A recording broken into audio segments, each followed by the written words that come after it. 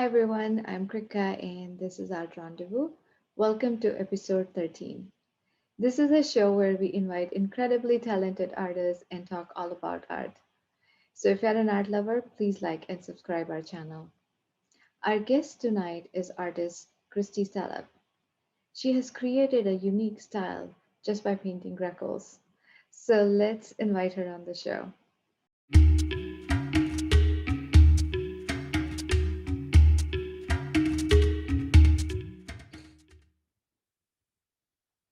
Hi Christy, Hey, welcome to Art Rendezvous.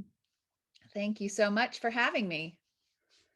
Uh, Christy, we would like to start with the question that what is your art style?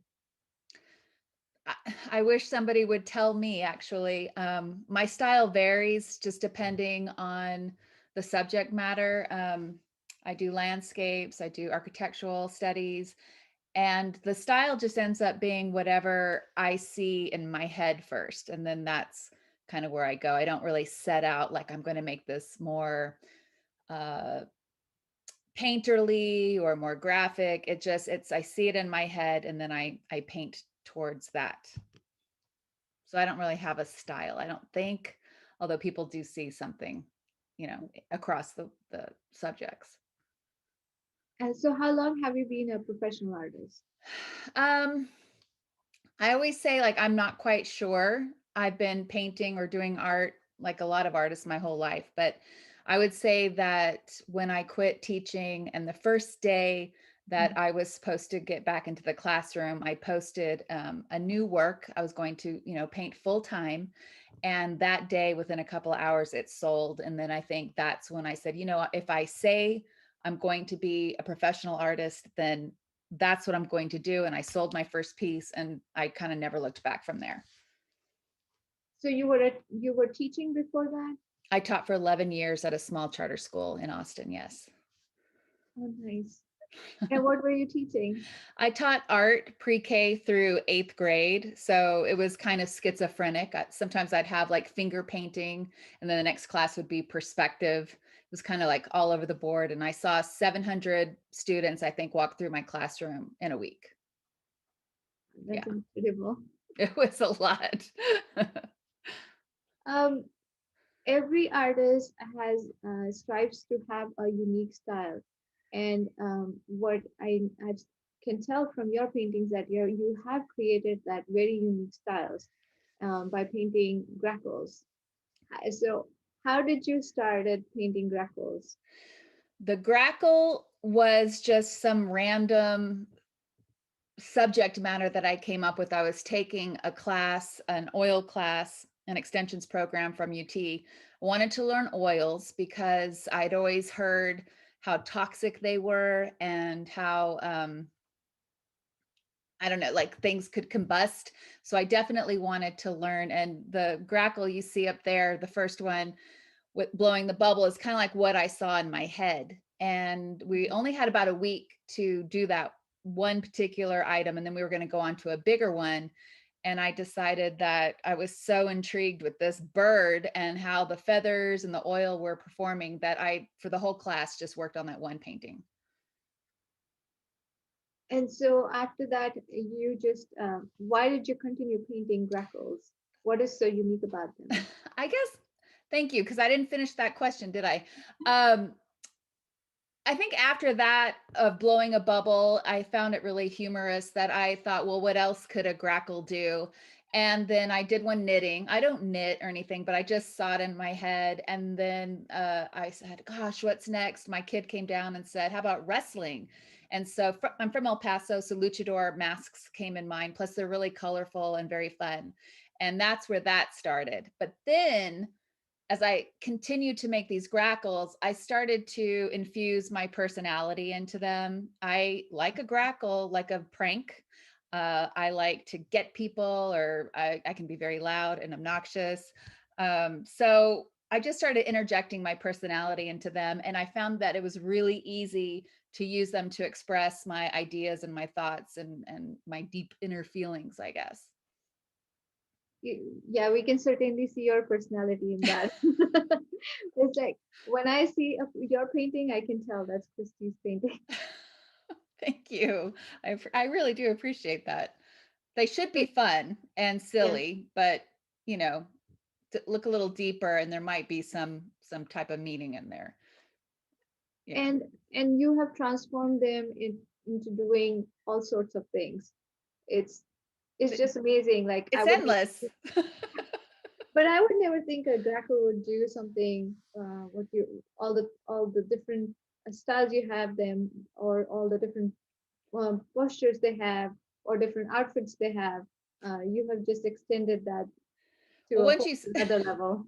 once you start, then your mind goes, well, okay, I see him doing this, I see him doing that. And I also spent about 11 years in the children's literature uh, camp, I guess. And so anamorphic characters are huge in children's literature. So I think that kind of crossover was just natural for me to have this creature doing all these human type things and how they would do them with, when they only have these talons and feathers and, so I think that was kind of a bridge between painting, fine art, and my children's illustration kind of combined into this. They're stubborn birds, so they won't model for me. I have to go out and take all the pictures. When I first started, I got a few photographs off of the internet, and I had to contact the photographer and ask for permission. But then I was like, I can't do that every time because I was waiting for replies and we have so many here that I just started snapping photos, and then I got a better camera, and then I know exactly where to get them. The best place to find a grackle, it used to be HEB, the Central Market down off 35th, but I don't know if it's the kids or whatever. Their tails are missing. They all look like they're totally stressed, have no feathers on their hair. They need help. They need intervention over there. So I went to the next best place, which is Costco South, for anyone who wants a grackle picture. Someone out there feeds them. And if you just get there at the right time, Yeah. there's like 50 grackles, and they'll look at you and give you the stink eye for a moment, but if you sit down and slowly get close, you can take so many pictures. Although I am getting close to the end, I need to get out there and get some more grackle pictures, but I have a lot. So any kind of position I'm looking for, I have above, below, sideways, where they're looking at me and they're not looking at me, so I can go off that and adjust accordingly. So you know all the places to find grackles and Oh yeah, I know where they hang out.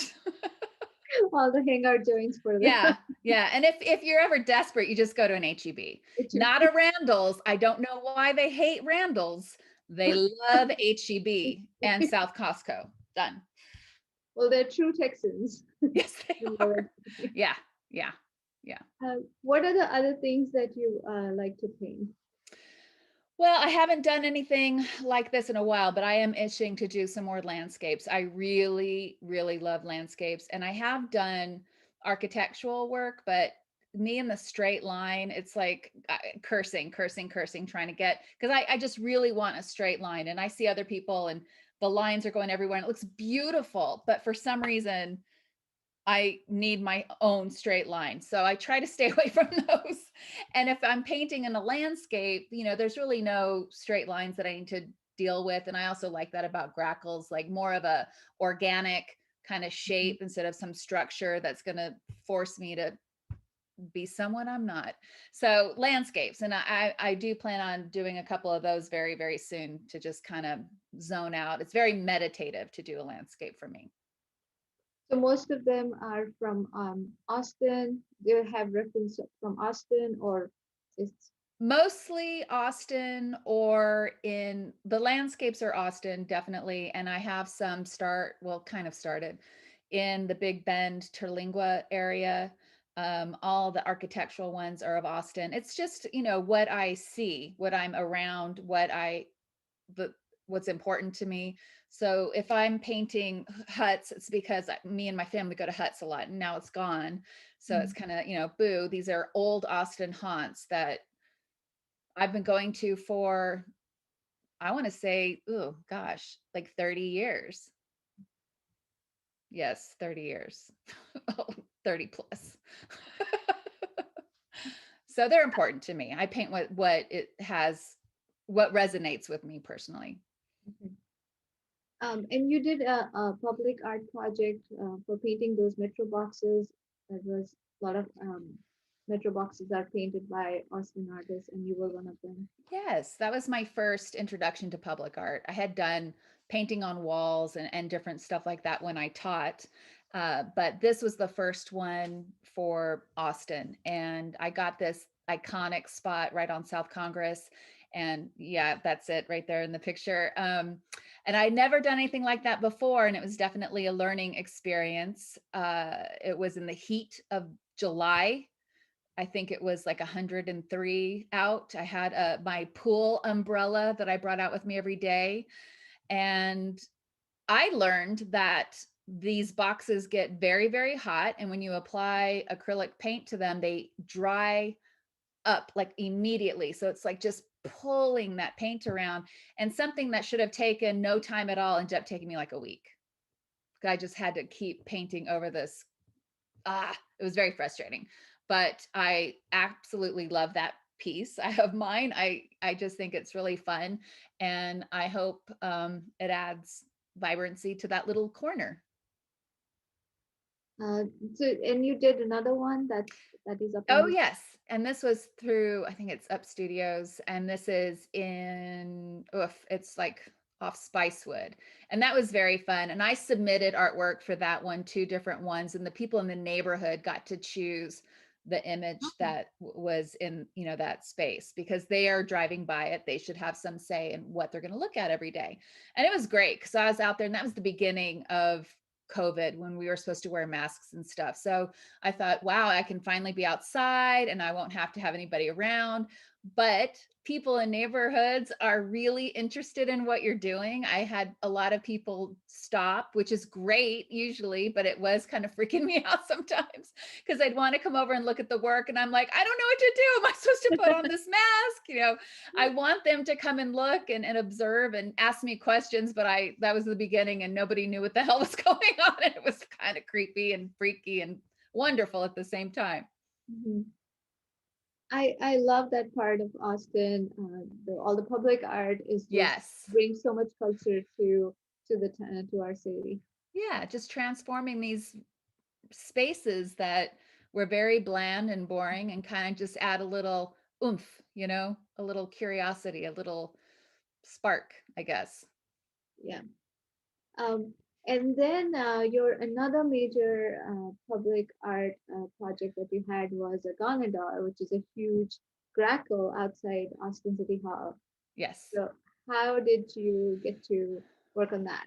So after I finished that first electrical box, I knew I wanted to do more, but it's very daunting to know what to do, how, to build these big pieces. And I'm a 2D painter, and I thought I really wanted to make a big, ginormous three-dimensional grackle. I had done, and it's right there, a 6-foot grackle painting because some people, believe it or not, are not fans of grackles. They're not a fan. They don't like them. They're scared of them. And I thought that's just the silliest thing. But of course, if you're scared of them, I think I want to make a really big one and make it very and scary and, for you. Yeah. But once I saw that, I thought, well, it would be really intimidating if I did a three-dimensional giant sculpture. But I didn't know if I could do it. So I started off with a small one and I rendered that. And then I took this class at the Doherty, who taught me everything I needed to know about how to deal with the city and how the city operates and how to get a grant. Mhm. Wonderful course. And then I applied for Tempo, which is a temporary arts and public places grant. And there were 7 given. I can't believe they took a chance on me to make this ginormous grackle because I had no experience at all. But they were so good about forcing you to really lay out the timeline and your budget, and you before you even started, you knew everything that you had to do so that when the time came to actually produce the product, you were so on top of it. I actually never felt stressed during the making of that bird. except like my physical stress. I didn't account how difficult it was for someone of my age to get up off the floor every time I needed to finish working on the feet, and then I needed to get up and do something else, and that took a lot of time. And then using a caulking gun had an effect on my hand, where I actually had to have surgery a couple months ago to remove one of those bones. So repetitive motion, I just didn't even register with me. But I was very proud that I actually completed this idea that I had in my head, and was able to translate that to this ginormous, and it ended up not being 6 feet. I went 8 feet sculpture. And I used recycled tires because I wanted to tie that into Austin. We're a big cycling community and a big recycling community. So that kind of tied the grackle in even more with our personal community here in Austin. Okay, so that was 8 feet tall and it was all recycled It tires. was, well, the inside, it was an armature, metal armature, and then polystyrene. And then I put a foam coat over that. And then we used all recycled bicycle tubes and tires for the outer coating, the feathers and all that stuff, the helmet, the mask, all of that was recycled tires. But it breaks my heart to think what happened to that Oh, it's gravel. terrible. Um, Terrible. Yes. It had so traveled around. It was at Machaca Library. Then it went to, oh gosh, Edward Randon Park, and then in front of City Hall. And about a week before the People's Gallery opening, this young man here that you see decided that it would be fun to see it burn. So my poor bird was destroyed by an arsonist. that that is that was so sad. Yeah, I think a lot of people remember this from seeing this on the news. It was earlier this year. Yes, this before it really got bad here with the pandemic. This was March 2nd, and I will never forget that day. Uh, a woman from City Hall and a friend of mine called and said, I don't know how to say this, but Ganador has been destroyed. And I'm like, I kept thinking like some kid or some college kids came and beat it with a something, and I'm gonna have to go and fix it. And oh, what a pain it's gonna be. It's gonna be so hard. She's like, oh, no, no, no, no, no, no. There's no fixing this, and sent me a picture. And I was just like, you cannot even prepare for that after all the hours. And again, built in the summer. I don't know what it is with the city and doing all this stuff in the heat. But I mean, it was like blood, sweat, and tears for that thing. And just in 20, 30 minutes, gone. Yeah. For no reason. I still don't know why. Yeah, so they never figured out why he. No, they caught him. He went to jail. I don't know what happened after that. Nobody ever communicated anything with me, and I have no idea. No idea why. But he used an accelerant. I think he had been arrested previously for other arsons, so that was his thing. And I gave him a great a great opportunity to burn something up. Some people just want to distract. Um, what is what's your what was the reaction after that you received from the community and from the city? It was overwhelming, and I have kept every comment. I got pictures, private messages. It just, I think the thing that really made it not as terrible for me was that the community at large basically just kind of rallied around me, sending me positive words, and telling me how much their family enjoyed it, and all these little stories. And it just blew me away. It blew me away, and it made me feel so much love that I just kind of, you know I could move on. And I definitely want to rebuild something, another giant grackle. I definitely think Austin needs a ginormous grackle somewhere in its city. And Absolutely. yes, and I've had a lot of people want to come and help. And I think that that is the way to go, where I get the community involved and we all make this big public art, the city, the people in it contribute to this work. And as soon as all this craziness with the COVID and we Mhm. can get back to it, I've been thinking about it the whole time, but once we can do it correctly and safely, I definitely want to get going on that. You I'd can't love, you can't pin me down. You can't stop me. I'm I'd gonna love do to it. do it.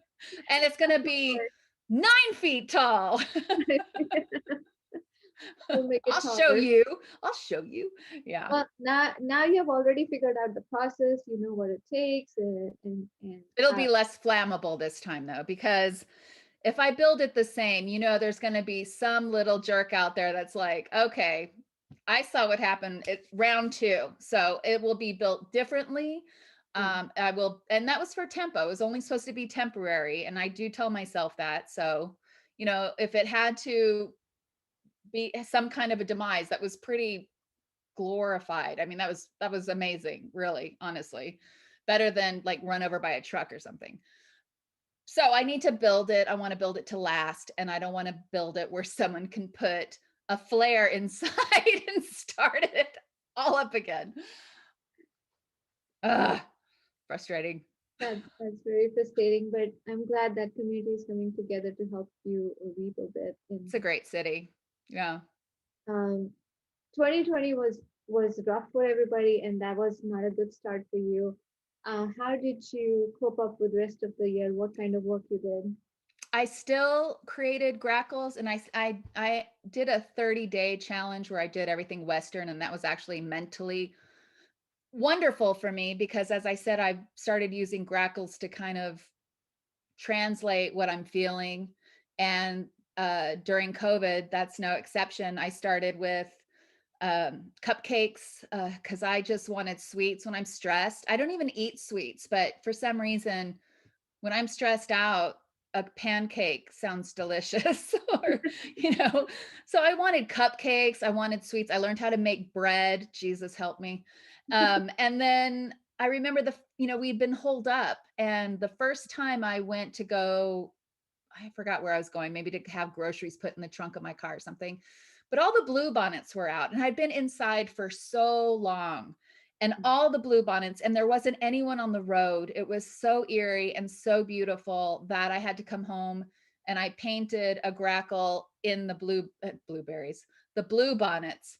So that was another one. Anything I was experiencing, there's one with the martini because oh man, my alcohol bill up because I'm also a stress drinker. So eater and drinker and bread maker, that's all not good. Then I got really sad because we weren't getting together with people. So I made this one looking for the party where it's on the pica papel, the Mexican paper festival paper, and Mhm. that's just this grackle, like wondering where everybody is. And so all the paintings that I've done except for that 30-day period have been for, well, and then also at one gallery thing in LA that it just wouldn't work, but anything for myself has all been COVID related, including these 4 paintings that I have right now in Commerce. It takes over. You have to express yourself. It seems silly to work on this like kind of frilly, fluffy, funny dimension when the world is falling apart right now. So it reflects in the work since March, I guess. And we have some of your work come up in just a little bit under art for sale that's available. Some of those grackles are available. Yes, Um, they are available. well, I also see you have a painting in the back in behind you. Which This is was pre-COVID. Funny bird. Yes. It's my that's big cute. funny bird. I kind of think of it as a self-portrait. Yeah. This was a pleasure talking to you, Christy. Thank you. I'm looking forward. I know when I'll see your paintings in this year, I will know what mood you are in just by looking at grackles. Yes. Yeah. And the title and yeah. Yeah. Hopefully I'll be back to just silliness. That's what I want to be. Just back to these silly birds stealing French fries. That'd be great. I totally look forward to that. I am tired of being this deep. I want to be superficial again. Okay, this was fun. Thanks, Thank thanks you so for being much. here. It was a pleasure talking to you. Very nice. Thank you.